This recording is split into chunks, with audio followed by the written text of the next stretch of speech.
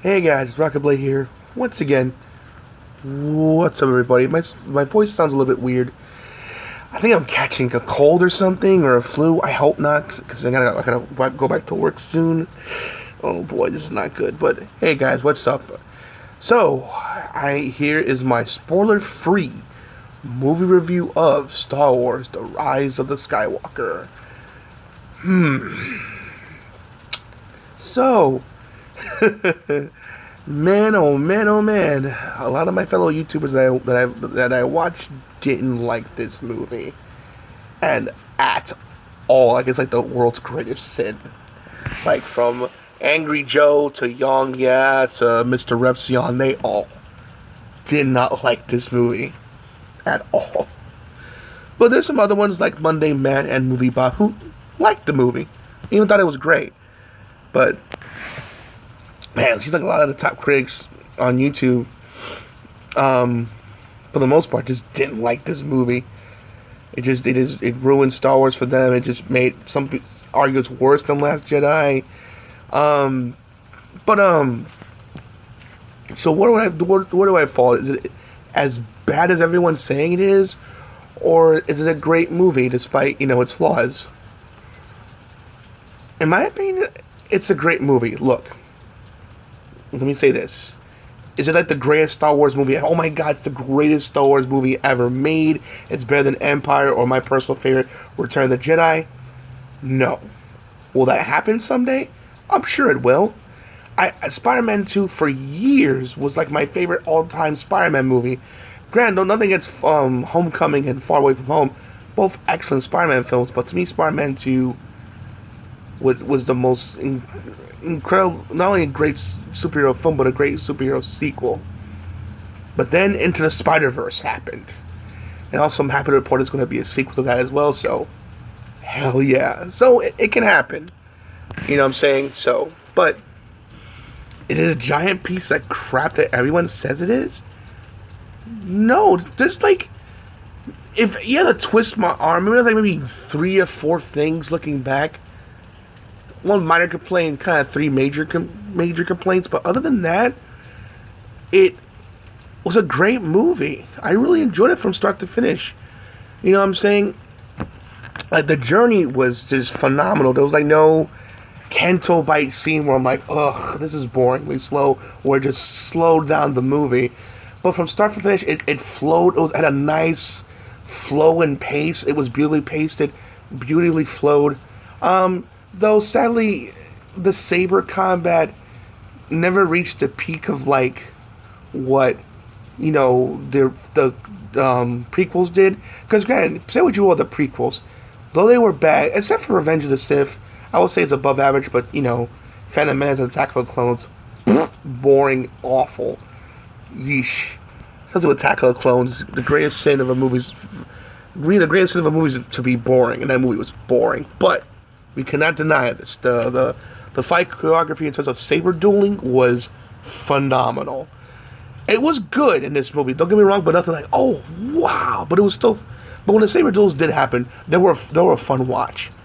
But also I have to commend like the gunfights. Like the gunfights in Star Wars were always kind of generic, and the saber dueling was like the show stealing thing.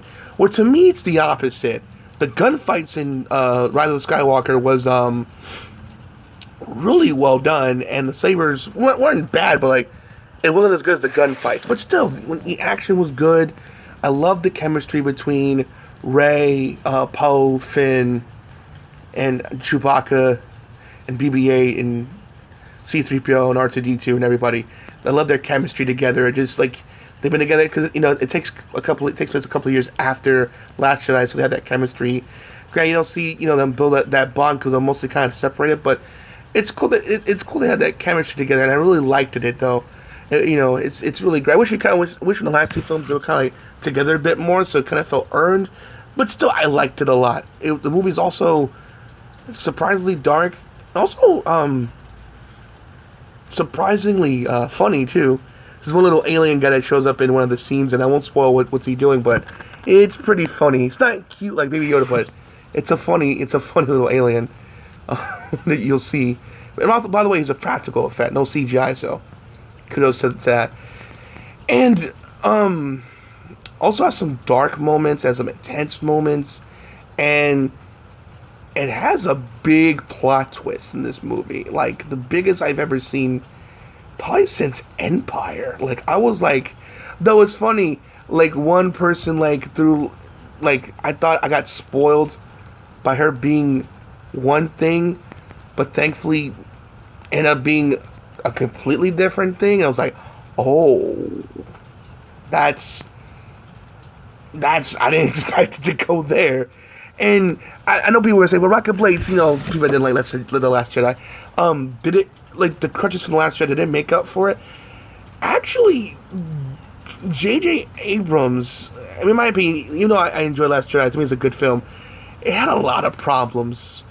Though, even though Rise of Skywalker had some problems, to me it fixed a lot of what Last Jedi did. And in fact, the stuff that he added in Last Jedi, J.J. Abrams did some amazing stuff with it. J.J. Abrams did the old thing, the old classic, when you have lemons, you make lemonade. And he made some little delicious lemonade of what Rian Johnson did. The Force connection thing, unlike with Last Jedi, was kind of just random. It was used effectively well in this movie. I won't explain how, but when you see it in action, it's like, wow, that's very clever. I like how it's being used. Amongst, and the whole situation with Luke, even though I'm not a fan of how they handled him in Last Jedi, but to me, he kind of redeems himself and kind of how they used him in Rise of the Skywalker. So it was good on that was good on that front as well. And I just love the message. I love the new some of the new characters. I wish they were there longer, but you grew to like them. And Lando, he's not Christian's character, played by the excellent Billy D. Williams, wasn't there long enough. I mean, he had some cool moments here and there, but I just wish he did more. But he was, I mean, that dude, even for his age, God bless him, he's charismatic as ever. God damn, that dude is awesome. Kylo Ren, you know, they're still considering the big threat. I do like how they handled this arc in the end.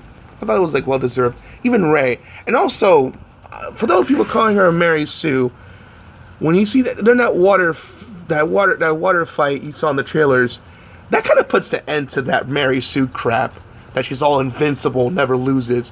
I mean, I won't spoil exactly what happens, but that whole Mary Sue crap, that kind of dies out after that scene, which you'll know it when it happens. But I enjoy, you know, the space combat. I love the message that it was trying to bring, to never to give up hope, and even in the darkest hour. I know it's a typical Star Wars stuff, but it's great. I enjoyed it. Are there problems? Yes. You know what I'm saying? I can't say them because it's spoiler stuff, but did it destroy the movie? No, it was at a nice, quick pace from start to finish.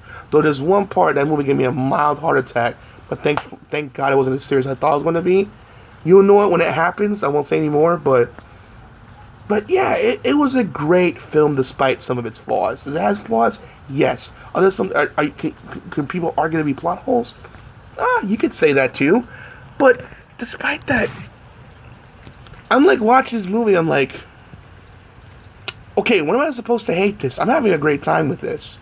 Again, it's not like the greatest thing ever, but it's not this big piece of shit that everyone's making it out to be. It isn't. I had a great time with it. It feels like this year's BBS, where like people are like, oh man, BBS is horrible, it's terrible, and I saw it, I'm like, it's probably one of the greatest comic book movies ever made. I don't know what the hell you're talking about. But it's not on that level, but still it's like, it's a great movie. It's not better than what previously came out back in the 70s and 80s, but it's like, it's not this walking disaster. Like, they're making it sound like it's Attack of the Clones and Phantom Menace all over again. It's nothing like that. I'd rather, in fact, I'm gonna go see it again this Thursday with Koopa, because he didn't see it, you know, because he's kind of over at my house and he wasn't sure he was able to come over or not, but because it was kind of sold out. It was like some empty seats, but it was like sold out where I was at.